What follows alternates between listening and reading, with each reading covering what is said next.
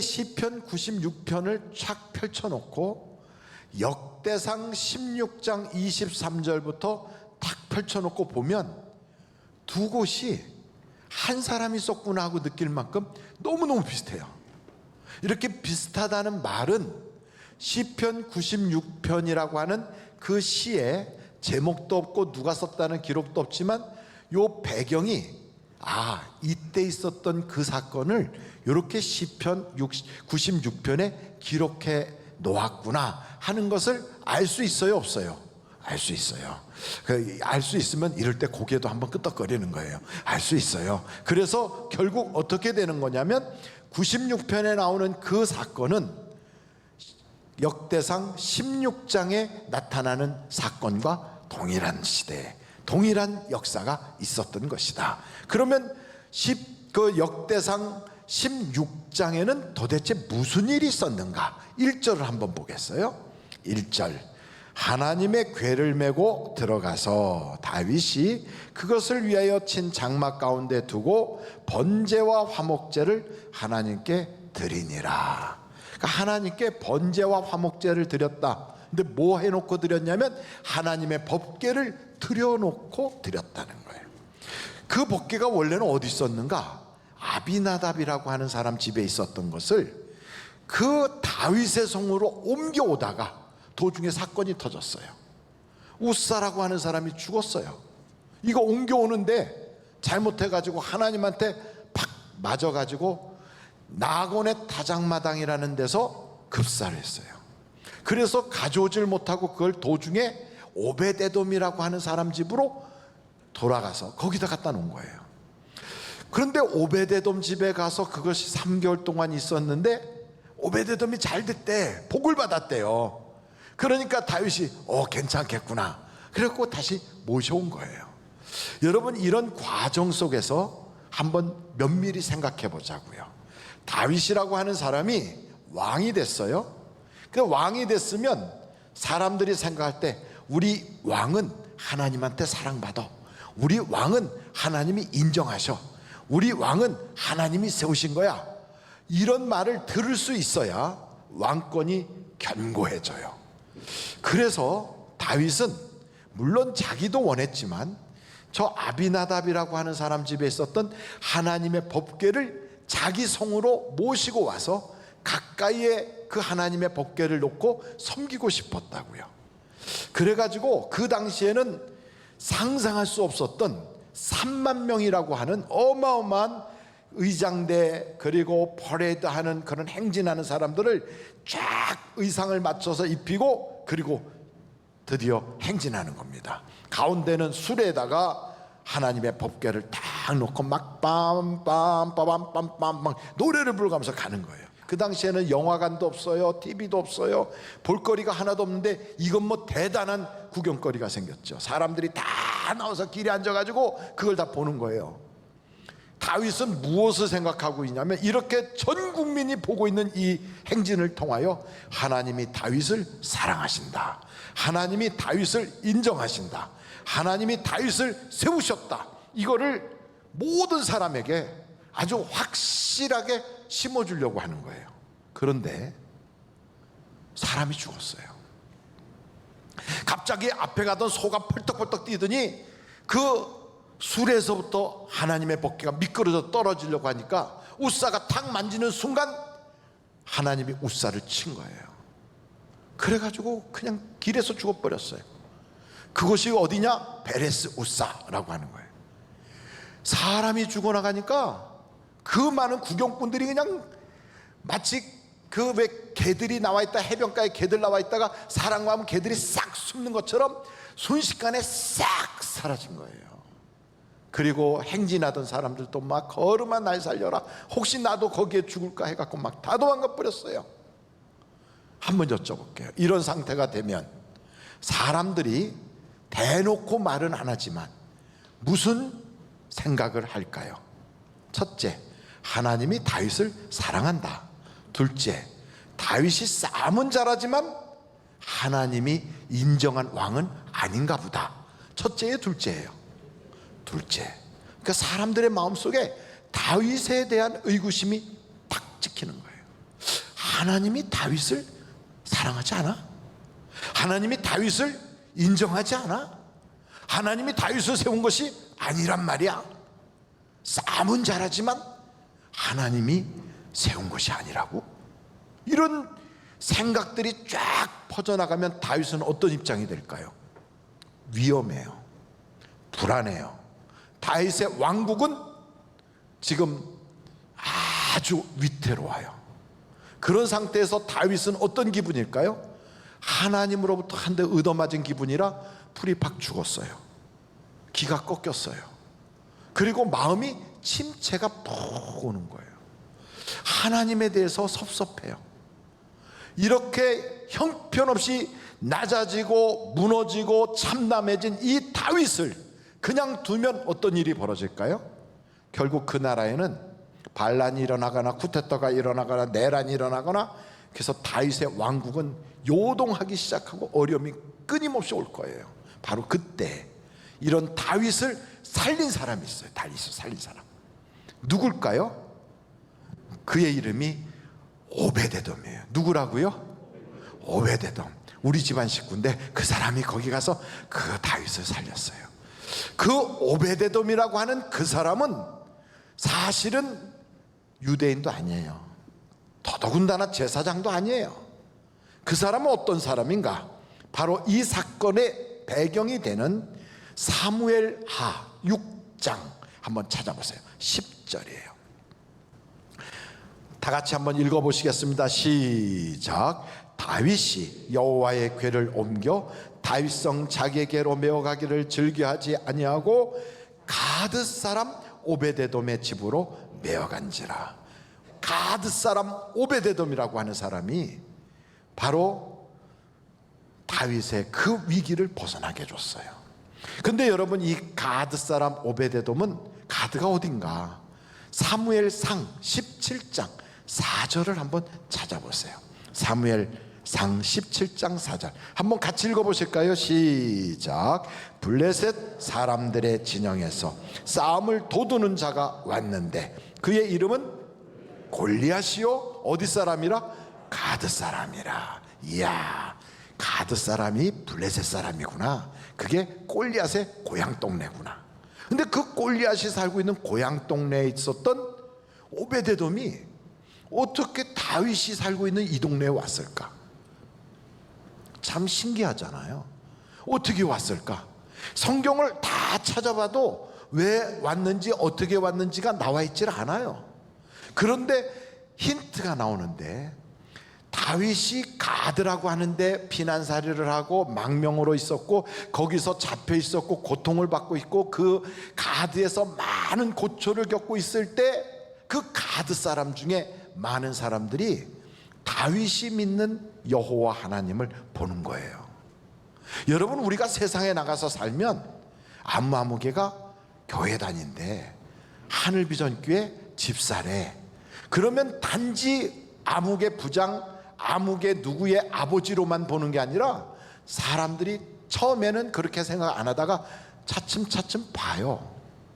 좀 우리하고 사는 게 다르다.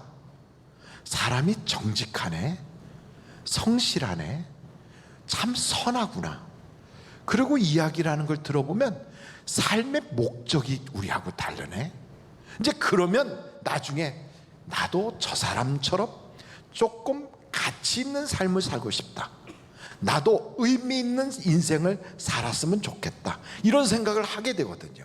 그러니까 이 사람들이 자기가 믿던 다곤이라고 하는 우상을 버려버리고 다윗이 믿는 여호와 하나님을 믿고 싶어져서 다윗이 고국으로 돌아갈 때 따라 나섰어요. 그때 몇 명이 따라 나섰나? 성경을 보니까 600명이 따라온 거예요. 와, 다윗은 엄청난 선한 영향력을 끼쳤지요. 저는 우리 하늘비전교회 성도들을 통하여 하나님이 수많은 영혼들을 구원하는 축복의 통로가 되기를 간절히 바랍니다. 그런데 이렇게 따라왔던 그 사람 중에 아마도 오베데돔이 거기 있었을 거예요. 그랬던 그 오베데돔이, 이 사람은 모태신앙도 아니고요, 몇 대째 믿는 집안 식구도 아니에요. 아마도 그의 집안을 살펴보면 그 사람은 무슨 무당의 아들이거나 아니면 보살 집안에 태어났거나 아니면 옛날에 우상 숭배하는 그런 집안의 사람으로 아마도 한 그러한 가족일 텐데, 그거 다 버리고 이제는 하나님을 믿는 사람이 된 거예요. 이 사람이 그 사건이 터졌을 때 사람들이 다 도망가는데 자기 혼자 거기 남은 거예요. 사람이 죽어나가니까 구경꾼도 도망가고 다윗도 도망가고 군인들도 도망가고 나팔부던 사람도 다 떠나 보니까 소가 달구지 턱 해가지고 낙원의 타작마당에 우두커니 있는데 그 소 달구지 위에 수레라고 하는 거 위에 하나님의 법궤가 버려진 채로 있는 거예요. 이야, 하나님의 법궤가 저렇게 사람들에게 버려져도 되는 거야? 사람들이 저거를 저렇게 천덕꾸러기 같이 여기고 다 버리고 도망가도 괜찮은 거야? 안타까운 거예요. 그래서 누가 하라고 한 것도 아니고 누가 무슨 보고 있는 것도 아닌데 자기가 가서 그걸 둘러맸어요. 이 사람은 유대인도 아니고 더더군다나 제사장도 아닌데 둘러매고 자기 집에 가서 모셔놓고 정성껏 섬겼어요. 왜 그랬을까요? 왜요? 사랑하니까. 하나님을 사랑하니까. 여러분, 교회에서 이제 찬양대가 막 하고 그러면 끝나고 나면 바쁘잖아요. 막 집에 가기도 바쁘고 어떤 사람은 식당에 가서 가져와야 되고 막 이렇게 바쁠 때 막 가운 벗어갖고 막 한 사람한테 맡겨요. 그리고 막 다 흩어져. 보는 사람도 없고 다 그래. 나도 바쁜데 나한테 가운을 이렇게 많이 맡겼어. 그러면은 그거를 어떻게 해? 에이 모르겠다고 던져놓고 갈 수도 있는데 차마 그럴 수는 없어. 그래가지고 그거를 하나하나 옷걸이에다 걸어요. 그리고 피스 던져놓은 것도 발에 밟히면 안 되니까 그것도 거기에 하나님의 이름이 있고 예수님의 이름이 있는데 이런 걸 막 밟고 다니면 안 되지 해갖고 그걸 다 주워서 차곡차곡 해가지고 갖다 꽂아요. 아마 그 사람은 둘 중에 하나예요. 첫째는 책임감 때문에 그럴 수 있어요. 또 하나는 하나님을 사랑하니까 그럴 수 있어요. 근데 여러분, 하나님은 누구를 쓰시느냐? 하나님을 사랑하는 자를 쓰신다고요. 한번 절 따라해 보세요. 하나님을 사랑하는 자를 쓰신다. 그래요. 하나님은요, 돈 있는 사람, 그리고 능력 있는 사람, 인물 좋은 사람, 말 잘하는 사람, 똑똑한 사람, 머리 착착 돌아가는 사람 다 필요로 하겠지만, 그러나 가장 하나님이 쓰시고자 하는 사람은 하나님을 사랑하는 자예요. 하나님 사랑하는 자. 그래서 우리 예수님도 베드로를 불러놓고 물어보실 때 다른 거 안 물었어요. 바요나 시몬아, 내가 나를 사랑하느냐? 내가 나를 사랑하느냐? 내가 여기 있는 사람들보다도 나를 더 사랑하느냐? 그걸 물으셨어요. 제가 오늘 성도님들에게 한번 여쭤볼게요. 저는 예수님은 아니지만 만약에 이렇게 여쭤본다면 여러분은 뭐라고 대답하실는지 한번 제가 여쭤볼게요. 사랑하는 김 집사야, 내가 여기 있는 모든 사람들보다도 더 많이 예수님을 사랑하느냐? 그렇게 물으신다면 여러분은 어떻게 대답하시겠어요? 내가 저 최집사보다는 내가 주님 더 사랑할 거야. 내가 저기 있는 저 권사님보다야 내가 주님 더 사랑하겠지. 근데 여기 있는 모든 사람들보다 더 많이 사랑할까? 조금 그거는 의심스럽네.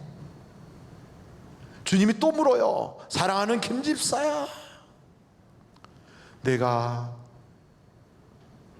이 모든 것보다도 나를 더 사랑하느냐?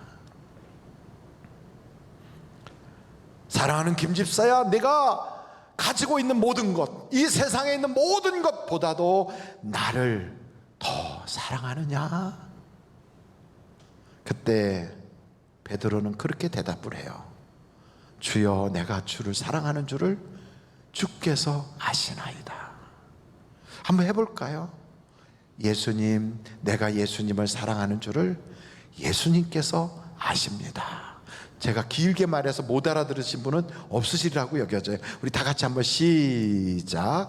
예수님, 내가 예수님을 사랑하는 줄을 예수님께서는 아십니다.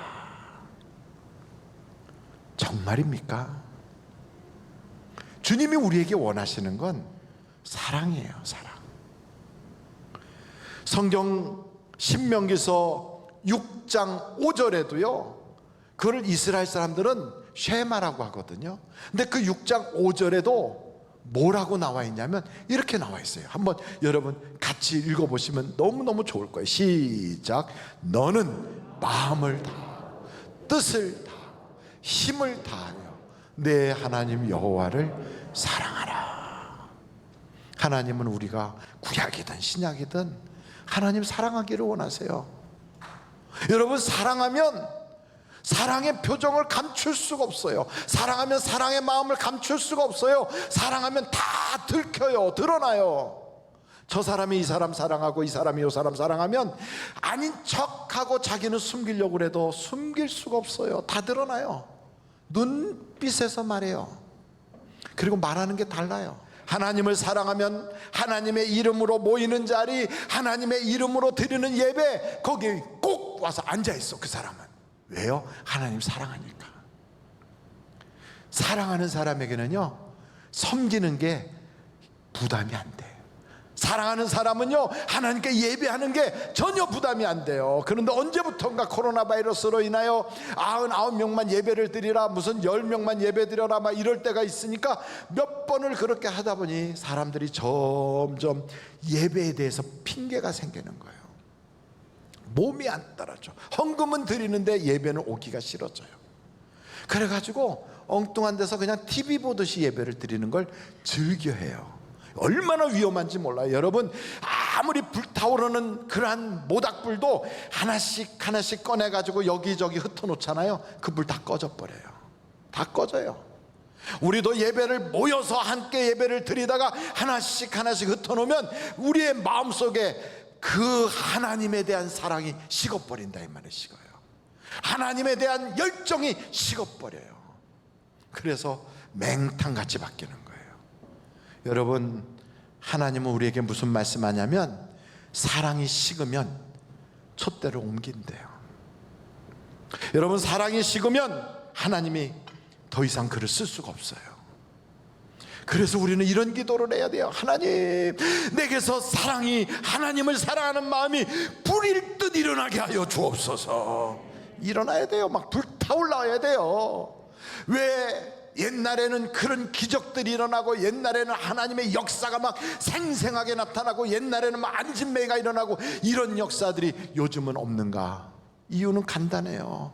하나님을 그렇게 뜨겁게 사랑하는 모습이 없어서 그래요. 여러분, 사랑하면 열정이 생기거든요. 열정이 생겨요. 열정이 생기면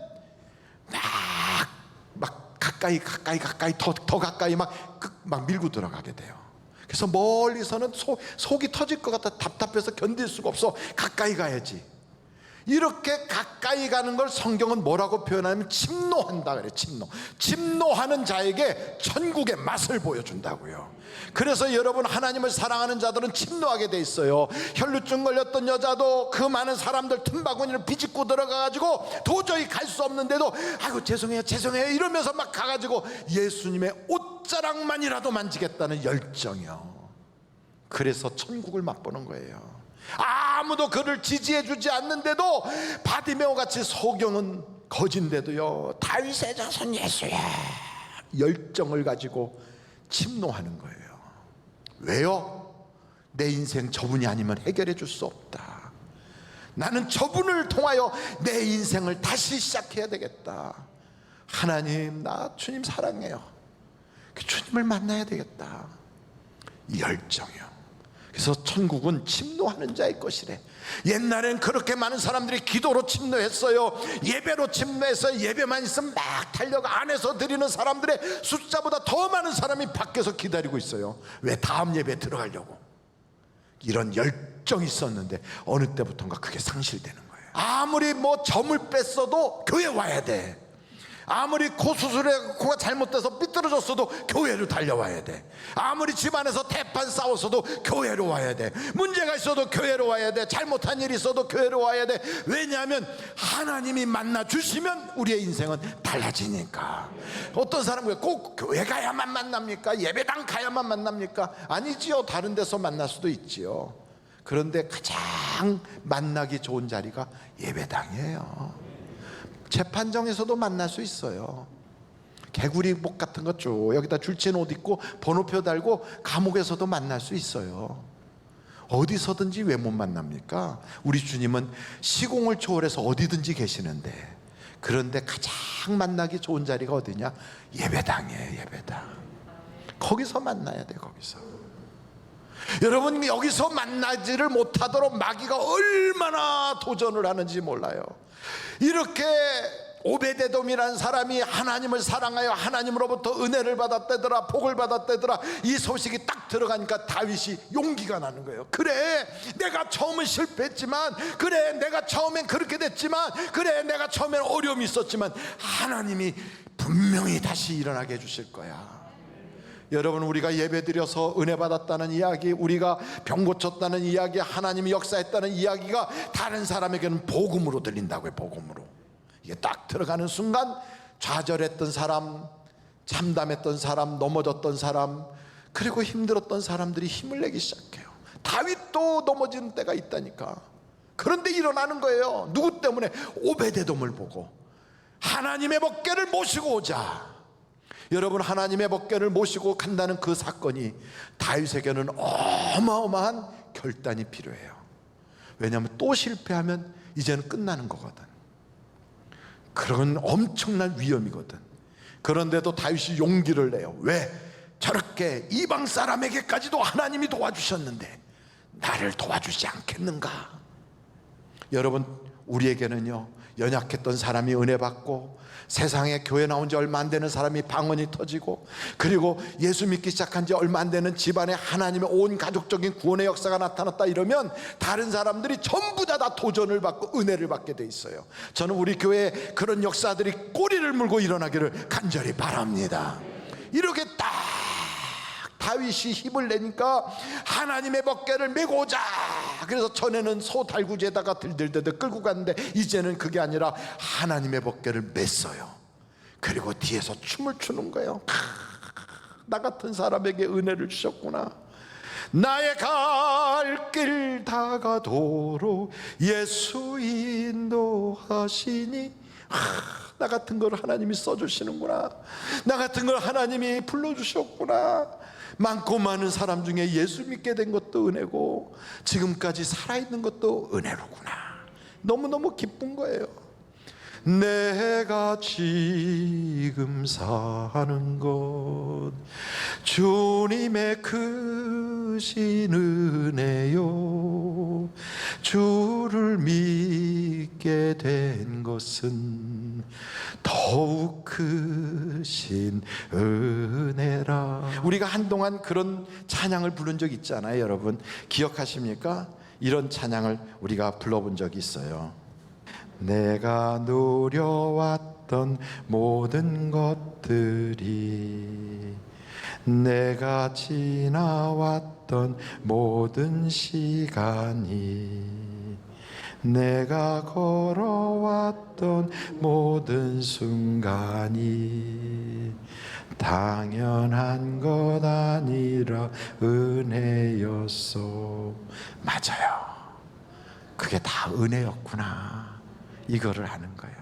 여러분, 새 노래가 뭔 줄 아십니까? 새 노래, 내가 전에는요 슬프면 유행가를 불렀어요. 슬프면 답답하면요, 야, 우리는 그냥 술과 같이 부를 수 있는 그런 노래로 세월을 보냈어요. 슬픔을 노래했어요. 그런데 우리는 아무리 어려워도 이런 노래를 부르기 시작해요. 하나님의 은혜로구나. 하나님이 나와 함께 하시는구나. 하나님이 장차 나를 도와주실 거구나. 이거를 믿음으로 노래를 부르는 거예요. 여러분, 우리의 입에서 나가는 그 말씀은 예언이 돼서 우리에게 다시 돌아와요. 그래서 세상 사람들은 슬픔을 노래해요, 이별을 노래해요, 안 좋은 걸 노래해요. 그러나 우리는 하나님의 은혜를 노래해요. 하나님이 내게 주실 감사한 조건들을 노래해요.